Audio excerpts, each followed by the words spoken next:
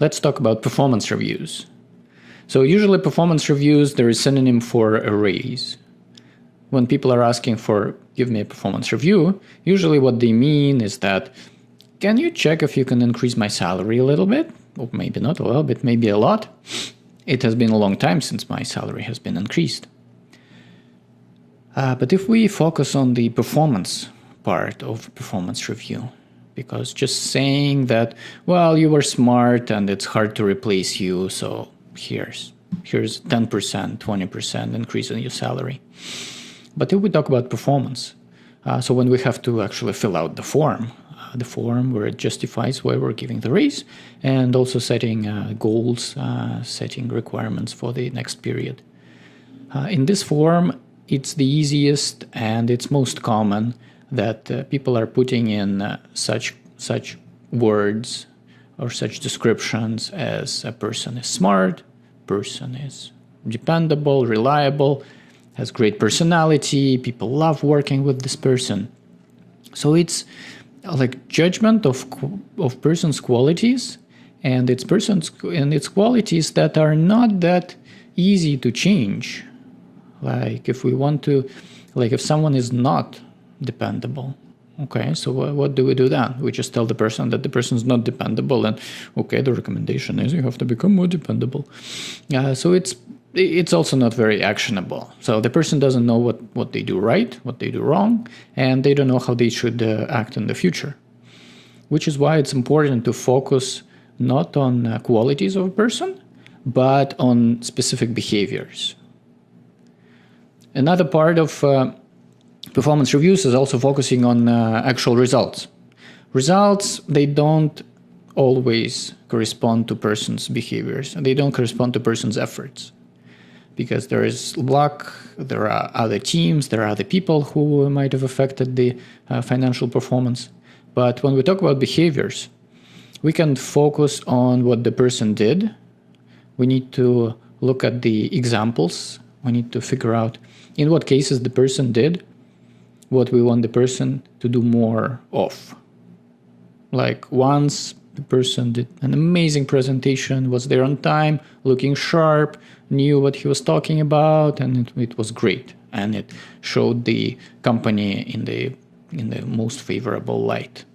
Okay, so if that's important for the job role, to do those presentations reliably, to repeat that kind of performance, and overall just to represent the company, to show the company as a great company where everything is together and things are so amazing.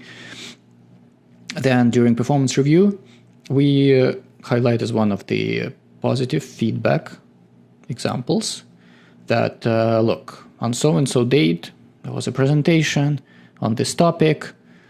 You did all of those things great, and it was amazing. And our interpretation is that you're a great performer, but that's just our judgment. And the main thing is that you did all those things.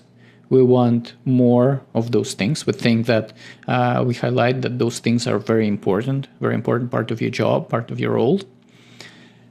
And we that way we encourage for the person to build on top of these positive examples. And also for the negative feedback or constructive feedback, then it becomes way easier, because sometimes when we are just looking at a person and we're thinking, what is the person missing? The person needs to be smarter. Okay, so great. Let's put in the performance review. Constructive feedback, you need to be smarter. Well, of course, the reviewee, the employee, will be quite lost as to it's not actionable at all. And okay, so what exactly do you want me to do?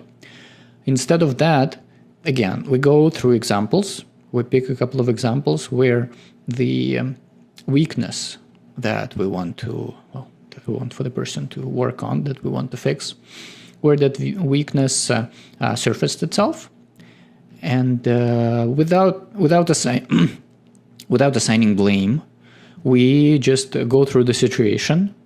For example, there was a presentation, and the presenter was 5 minutes late. Okay. For some people, that's natural. That's okay. That's normal. For some other ones, it can be a big deal. It can be can show that the company is not on track, is not on time, and is disorganized overall. So for us as a company, it's important that everything is organized, everything is in place, and working like a great mechanism. Then we highlight in a performance review. So we say, okay, you did that presentation, it was all right, it was good, but there was this situation with you being 5 minutes late. We think it's a big deal because we take being prompt, being on time very seriously here. And in the future, we want you to be on time. And how to make that happen is that you plan to come in 10 minutes early, 15 minutes early, so you have time to prepare, so you have time to actually start the presentation right on time. So with that example, we can actually put this as one of the goals or one of the criteria for the next period. And next time we do a performance review, that will be a reminder for us that last time this was a problem and we asked the person to work on it. And let's see if there's any result. Let's see if there's any change there.